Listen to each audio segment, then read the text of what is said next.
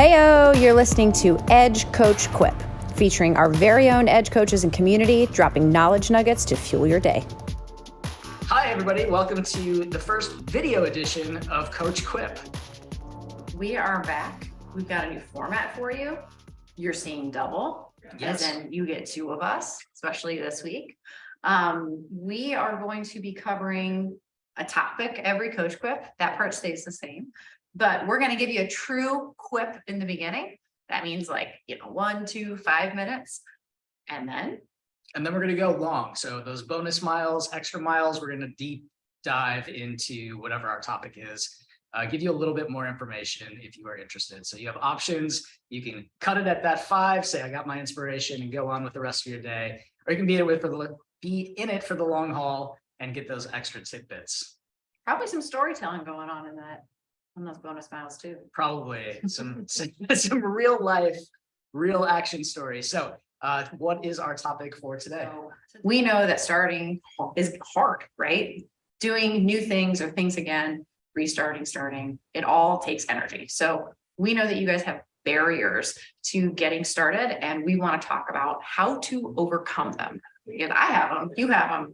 It is a common theme.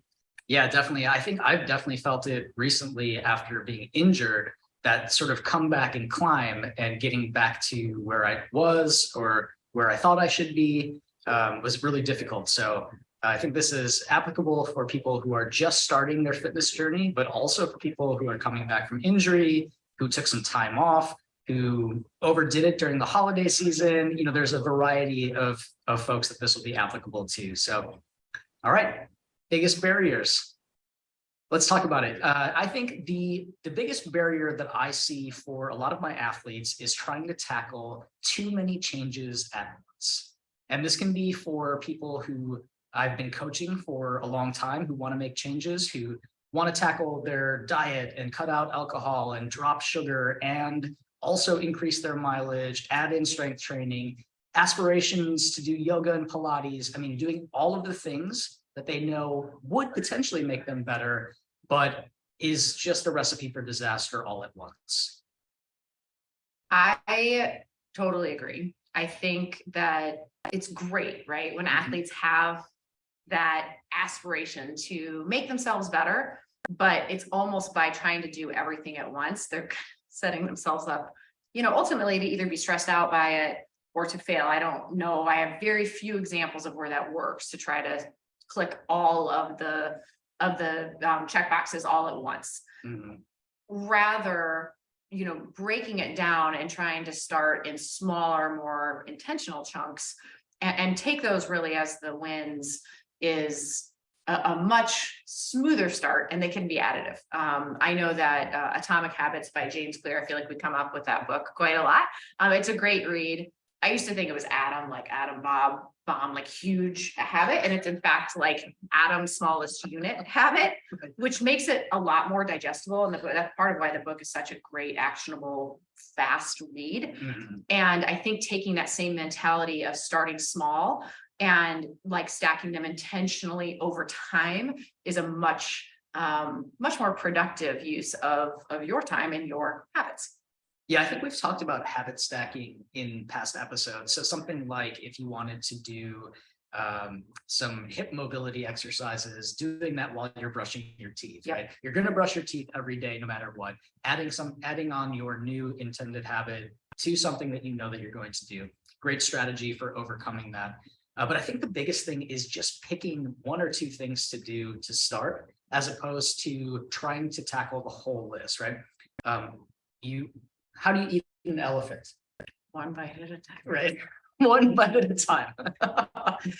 So picking those small things that you can do. And I think it's helpful to have somebody to check in with, right? Like having a coach Totally. Or somebody that you can talk to, an accountability buddy, where you can say, here's my big goal.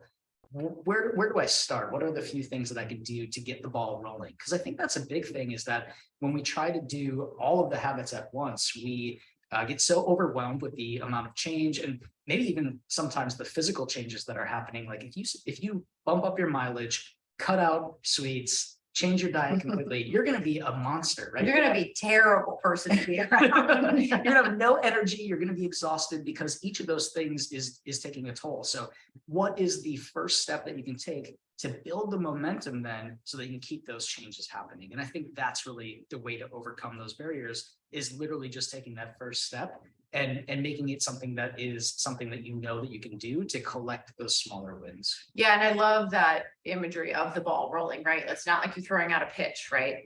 What Coach Chris was talking about in terms of like trying to do everything at once, that's like going from standing to like launching something that's 100 miles an hour, not sustainable, right? But taking something and adding a little bit of momentum behind it, balls start rolling pretty slowly. And then as they get going, right, especially if it's downhill, they'll gain a little bit more speed. And that's the goal.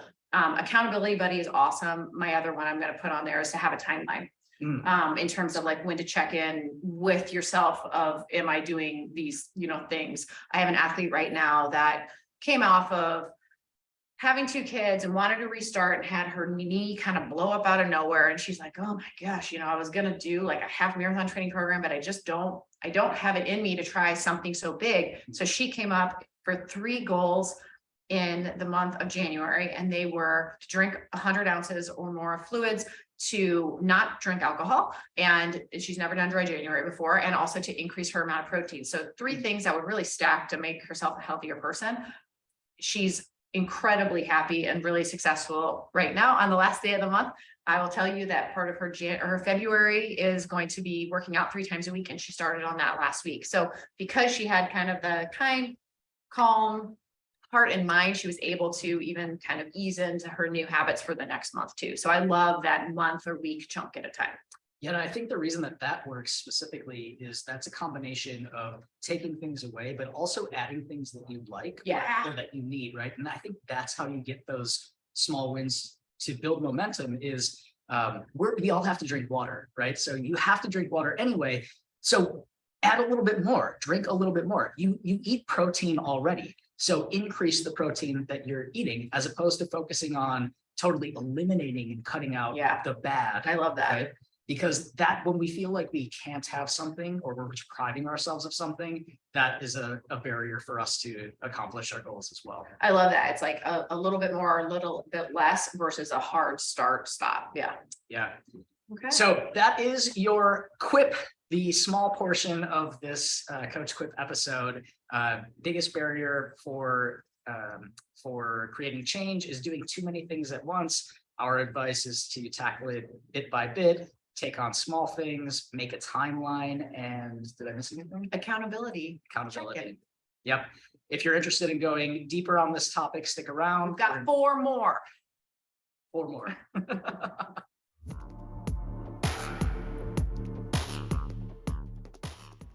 All right. It is next up, concerns about not knowing moves or exercises, or maybe if you're showing up to like a speed run, terminology, and not doing it right. This is a big thing, because even me, like going into a new gym, it's like, okay, where's the equipment? What are we doing? Am I even going in the door the right way? Or we're picking up equipment, and it is a hesitation for sure. So how do we get over that? Yeah, I think familiarizing yourself as much as possible before you come in is a good idea. So kind of getting the lay of the land, or coming during off-peak hours. Yeah. If you're nervous about people being around, having a buddy to go to class with, having somebody that in that space to take you into that first experience can be really helpful. People love that too, of like our bring a friend is popular for that reason. It's great for us, obviously, because, it's people that we have already been screened by, our fellow badass athletes, bringing them in, but it also just breaks down that barrier and hesitation of like, what do I do? Because someone else is showing you the ropes. Yeah, and I think another one is talking to the coach or instructor at the top of the workout or the training session. As a coach, I always appreciate when somebody comes up and tells me that they are either dealing with an injury or they're just coming back to classes. So I know that I can give them moves that would accommodate that, or can give them a little extra tips or encouragement if they need it.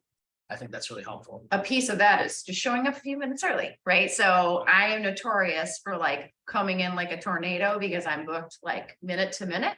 And if I'm showing up somewhere new, it would be much smarter for me to roll in 5 minutes early, introduce myself to, the coach, so that you can say, hey, I'm new, I'm easing back in, or, tell them kind of where you're at. And then it just makes for a better, honestly, overall experience, because we're going to introduce ourselves already. So if you get that out of the way, even earlier, then we have longer time to know each other. Yeah, this is me. And every time that I try to take a yoga class, because I'm so awful and not flexible at yoga, I always have to make sure that I show up and be like, hey, I have really tight hammies, be gentle on me. Like, I want all your tips, but I also don't want to be embarrassed if, and that's a concern that I have, even as an athlete who works out, a lot and has been doing sports for a long time, that for something like that, it's out of my comfort zone. Yep. And so that's something that I do to make sure that I feel a little bit better in class. You should know too, that if a coach has someone new in class, like, we genuinely want to know what's up with you, because if I'm a yoga instructor and Coach Chris is in my class and he has a terrible downward dog and my cues aren't fixing it, but I don't have the knowledge that, he has notoriously tight posterior chain, I am feeling like a coach now that, what am I doing wrong? Right. But if we have that kind of running start and knowing what's up, then both sides can really benefit. So you're helping your coaches. Thank you. Yeah, notoriously tight. that is accurate. Athletes and downward dog, just so that I can laugh at like our tight hamstring people. It's like, oh, there is a range in class right now. Absolutely a range. Yeah. And as coaches, we love to put up alternate workouts or moves for people. We know this is the biggest thing I think for people to know, is that your coaches know that there's a variety of range of experience, of ability in our classes. And we really strive to make these classes and training sessions accessible for everybody. So in our runs, for example, we do it by time, not by distance, so that everybody gets a similar workout. Right? I think that was one of the really smart group training things that I've seen, is that it allows everybody to be able to show up without that fear of being the last one. Absolutely. And even in classes, I know we've got this big, beautiful screen now displaying our entire workout, and we will literally put beside some of the more challenging or even, exercises that might have a limiter on it, we'll have an alternate already listed so that you can come back to it. You don't have to flag a coach down, but you have a choice. And to Coach Chris's point, in any given class, you have people who are coming off of injury, you have people who are just restarting, you have people who are going into or out of a race, and or maybe even coming back from something like COVID, where they're having to ease back in, like heart rate wise. So in any given class, if you need a modification, you are almost not ever going to be the only person that needs the mod. I know pre-COVID, I would have maybe even shied away from doing this and having it just out in the open, because we always, joke as coaches that people become allergic to certain exercises, right? And it makes us crazy, because we're like, no, seriously, just do that. But the interesting part is, by putting the alternate up there, I think it almost because people have a choice, they just have a better overall experience. So people aren't dumbing down the workout and taking, the alternate thing unless they absolutely have to. Segue, we'll go on to our third barrier, which I think is fear of holding people back, of either holding back the class or being the last one to come in or the weakest one in class. And, a lot of that it is about our ego. We want to make sure that we're showing up in a way that feels good, that we feel confident. And, I think that's where it makes a difference to do those things, to show up early, to do a little bit of recon about what the space is like so that you feel comfortable, and then checking the format as well. So our formats in our strength classes are usually based on time, not on a number of reps and not on a certain amount of weight. And I love that, because it really allows people to have the flexibility to do their own workout based on what they need. When we're programming group training classes, it's not one-on-one coaching. It's not personal training. So while everybody will gain something from my workouts, some days you might be really sore and need to go lighter. And some days you might be really feeling it and want to go heavier and level up, right? So it's really a choose your own adventure. And I think knowing that format in advance will be helpful for people to feel like, okay, so no one's going to be waiting for me to finish 10 reps so that they can move on. Right. Yeah, you're right. It's not like one person. It's not a domino. Don't worry about being a domino. Not necessarily with us, right? We always know that everybody's starting and stopping at the same time. To that point too, before you get there, I think you get a really good like feel for a place just by looking at their reviews. So looking at their Google reviews, looking at their Yelp reviews, seeing, the words that come up, and that can really be, I guess, heartening walking into a new space. Because again, everybody entering any new space, it's different, right? And it will help arm you with maybe what you are to expect walking in the door. Yeah, definitely. And I love, again, the time-based training for runs. The biggest concern that a lot of my athletes have, even fast athletes, are concerned that they'll be holding people back on the group runs. And so part of that, I think, is just the not knowing where we meet, how we warm up, how the structure goes, what it's like. And the only way that you can really learn that is by showing up, right? Yeah. So, if you know somebody in the space, I would say tell them that you're going to come and have that buddy to sort of help you through navigating that first workout so that you feel a little more comfortable. If someone has asked you, like in your circle, if someone has started to ask you questions, this is very obvious when people are interested. They'll be like, oh, well, what do you wear for a workout, right? Or what do you eat before? Yeah, they're probably not going to ask you about the workout itself. But when they start asking, when you get to question number 2, you're just going to invite them to come in with you. You can email Trevor@edgeathletelounge.com. And that's just really what happens. I mean, it just is. And they will typically admit it to you before admitting it to you. And I always say it's our job to be, we are the first as athletes and coaches that are being active and like talking about it. It is our job to be that ripple effect. Absolutely. My nugget on this one about holding the group back is, to your point, it's every level. So when we first started the Win Runners, which is a sub-elite women's running group that Nike started here in Chicago, there was a woman on the team and she was a collegiate athlete. She was 2 years out of college. She was still fast as hell, but she was very much worried that she was not able to keep up with the group and that she was holding them back because she was easing back into her mileage. She was coming off of a femoral stress fracture as she, got onto the team. And it really weighed on her. Like she was worried about like, how does it look when we post a video? And I love the subtle art of not giving a fuck. I do. I read it probably twice a year just to remind myself about not giving an F. And there's a great chunk in there talking about, and I told this to her and she's like, it really changed how I thought about things, that you are not a special flower.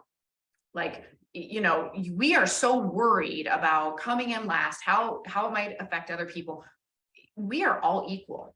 And knowing that we are not a standalone thing, it just means that in a wonderful way, you're one of many. So you can just do your own thing, right? Do your own thing, be a part of the group in whatever way works, and it'll work out.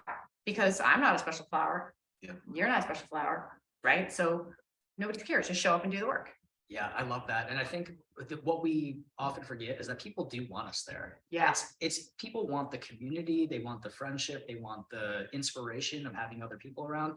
It really doesn't matter how fast you are, how strong you are. Like, we just want you here with us. It's more about the community. There's no prize for winning the workout. No, like there is no winning the workout. There's no winning the workout. So you win by showing up. You win by keeping that commitment and that promise to yourself to do the things that you want to do. Even on the days that suck. Yes. Yes. So I think that brings us to another one here, which is feeling deconditioned. And so deconditioned, being a kinder way of saying like feeling out of shape, right? And that's how a lot of people would say it. And saying that we know it's really difficult to come back, whether it's after injury, after time off, or just getting started, that there's always a fear that it's going to be hard. There are parts of it that's going to suck. You're going to be sore. And I think that we can make that a bigger monster in our heads sometimes than it really is. I always love the idea of, well, I don't love it, but it's a good visual of when you anticipate something and it gives you anxiety. It's literally like you're in the driveway and your car's in neutral and you're just revving that engine. Mm-hmm. You're just burning gas for no reason. You're going nowhere. You're burning gas and putting, exhaust out into the universe. That is literally what anticipating things is when it's not like a positive thought about what's coming up, right? Going on vacation, you're not revving your engine. You're like, yeah, right. You're in a, electric vehicle. But when it comes to thinking about restarting, we make these just stories up of how hard it's going to be and how, we're going to feel and how we're going to look and how much it's going to hurt. And it's like, the hardest part is the actual anticipation of starting. Nobody finishes a workout and says, well, I wish I wouldn't have done that. Right. And that's the part to remember, is how you're going to feel after. Yeah, and I think that we have a past Coach Quip on this as well, but I have a rule for my athletes, the 10-minute rule. So on days that they don't feel like working out, get out there, just do the warm up, right? Just do your first 10 minutes. And if you're still not feeling it and you are super sore or something hurts or you are just not into it, you have permission to dip out on that workout. And I had an athlete this week tell me, I've never actually taken you up on the 10-minute rule. Every time I've intended to do that, I've just been like, well, I'm here now, so let's just keep going. Yeah. And that speaks to getting started is the hardest part. Just putting on your clothes and getting out the door can be the most challenging part of your training. I think people forget too that level of hesitation before you start is true at all levels. Like I had a run this morning and, I'm at home in my cozy pajamas drinking coffee at, 6 a.m. and I'm like, oh my goodness, I have to go run. And even I am like, not nervous isn't the right word, but it takes energy to start. And that is true whether you work out every day or whether you haven't worked out in 10 years. That energy necessary to muster is true across all boards. So I think people, when they're getting restarted because they feel out of shape, they think that, they're the only ones feeling that. And it's like, no, welcome to the party. It's everybody. Yeah. And going back to that first one, taking those small steps. So you're not going to go from, say, I had hip surgery. I was injured and it took me like 8 months to really come back into running. I couldn't expect that my first run back would be the pace that I was doing when I set my marathon PR. Yeah. Right. Like that's just not the way it works. So give yourself some grace and take that first step. That's the hardest part. I think too that people, we do challenges here where, they're primarily body comp challenges where people are starting and they're wanting to like put on muscle, burn body fat, whatever their goal is. And what we hear is it takes about a week, which for them, that's 3 classes, to really honestly kind of hit their groove. Not that they're not going to be sore anymore, but like the first one, it might be the hardest, right? But they're going to adjust and use those alternates up on the screen. And then more and more, by that 3rd or 4th class, they're doing the majority of the workout as written, and they're feeling pretty freaking strong and maybe even grabbing a heavier weight. So it only takes a few of those chunks or bricks rather, to start building that foundation. And that's pretty cool that your body can adapt that fast. Yeah, absolutely. And your mind adapts that fast too, right? Once we start to feel the benefits, we start to desire those changes, and then it's easier to go to those classes. So again, getting that ball rolling is so important. We like being sore. We do. It's like, oh, I did that. Right. As a kid, you're like, oh, I'm so sore. But as an adult, you're like, I did that. I'm still alive.